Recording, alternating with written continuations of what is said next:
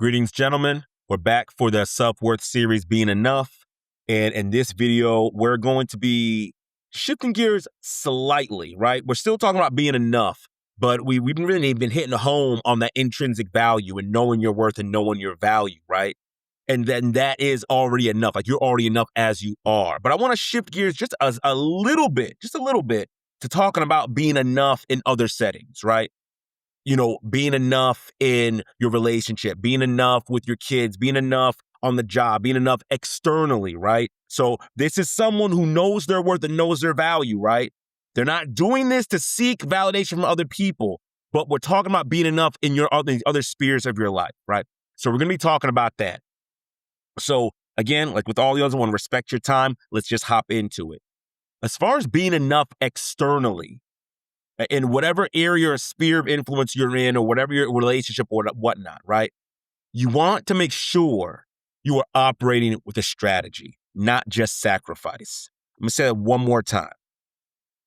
You must operate with strategy, not just sacrifice. Because too often, we as men, what we do is we sacrifice and sacrifice and sacrifice and sacrifice and sacrifice.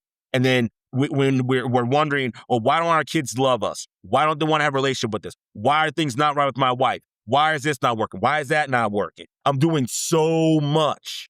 And it's because you're not operating with a strategy. And the problem is, a lot of times we confuse effort with effectiveness. We think if we just give our all, then that should be enough. But our wife is still not happy, or our kids aren't happy, or they don't love us, or we're still not making it on the job, or whatever the case may be, right? Like, we're not moving with any type of strategy. I remember I was watching this Dr. Eric Thomas video where he was talking about the difference between a sniper and a machine gunner, right? He used the Terminator 2 as an example versus American Sniper, right? You know, and how he was in Terminator 2, he had a machine gun. He was just like, shooting everything up. When you have a machine gun, anyone who's good with guns and things like that, they understand that when you have a machine gun and that thing's going, all those bullets aren't going to the same spot. They're going to different places, right? So you may or may not hit your target. You may, and then sometimes if you hit your target, it may not put your target down completely. You might just injure them. You might give them away, right? But you're using all this ammunition. You're just gunning up, shooting all over the place, right? That's a lot of times that's what we do as men. We just do stuff, and we hope that it works. And we show up for our wives and we show up for our kids in the way and just give until we got nothing left. And it's like, well, nothing works. And so what happens? We want to give up. And after a while, what's supposed to be just extrinsic, right? External, we then internalize it. And then it turns us into not feeling like we're enough. But the problem is not what we're doing. The problem is we have no strategy. So for instance, I'll use love languages for an example. Let's say your wife's love language is quality time, but you buy her gifts and you give her words and you touch her. You do things for her. That stuff is nice. That stuff is great. That stuff is phenomenal. That's not her primary love language.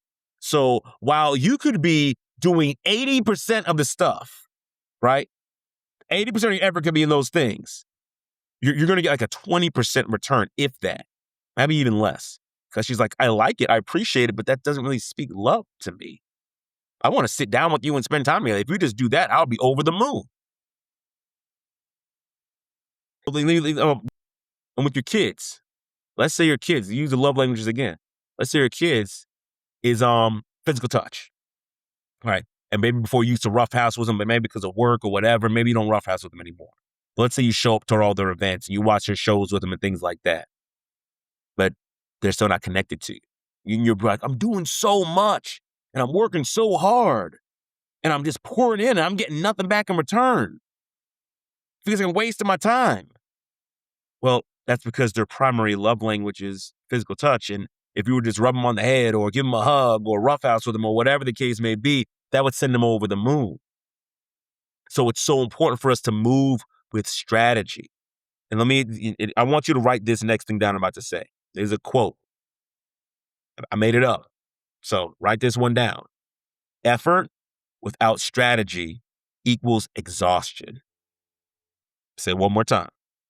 Effort without strategy equals exhaustion. You're worn out. You're tired. You're burnt. You're spent. But now I'll give you the other example that Dr. Eric Thomas gave, American Sniper. He said, what do? They set up. They get all the information. They take in the environment. They take in the humidity. They take in all this information. They set up. And then when they get the target and all the information in, boom, done. Mission's over. Successful. Took out the primary target. We're on our way. That's it. Hey, I'm going to spend time with my wife. I'm going to rough out with the kids. Boom. You're at work. Maybe you're doing all these things, but you're getting nowhere. But I went to a Tony Robbins conference the other day, and they were talking about you got to understand what levers to pull in order to get the results you're looking for. Instead of just expending all this energy and spending all this money and spending all this time, you need to strategize. What is going to give me the biggest return? What lever can I pull that's going to give me the biggest return? That's strategy. If you move with strategy, you will not be exhausted. As a matter of fact, you'll be elated. It will actually build you up because now that you're spending time with your wife, guess what? Oh my gosh, you guys' relationship is getting better. Now that you're roughhousing with the kids, guess what? Now they love you and they want to spend more time with you. Guess what? Now you go to work and you knew what lever to pull. Maybe it was the morale or the culture, or maybe it was customer acquisition. Maybe it was a sales pitch and the messaging or whatever they could. And you pulled that and now all the money's coming in or the customers are coming in or your staff is happy or whatever the case. Now that fuels you up to keep going and doing more and more. See the difference? So when you have effort plus strategy, you get energy. But effort without strategy, it equals only exhaustion. And unfortunately, when you keep putting out that effort over and over and over again, it can tend to wear on us. And if we're not careful in that moment, we can start tearing down our own self-worth. And all the work we would have done up to this point would go right to the wayside because now we're tying our self-worth to our external environment when we should never do that. But because we keep putting all this exhaustion or all this effort out there, we're becoming exhausted because we don't have a strategy. We're wearing ourselves out. When we wear ourselves out, we're not our best self. We're not in the best state of mind. Then guess what? We start thinking, man, maybe I'm not good enough.Maybe I'm worthless. Maybe nobody does care. Maybe my efforts are useless. Maybe I'm useless. And we start going down that rabbit hole. So it's so critical to make sure as you're operating, operate with strategy, right? Not just sacrifice. All right, guys, this has been another one. Hope it has been helpful to you. I hope it's been a blessing.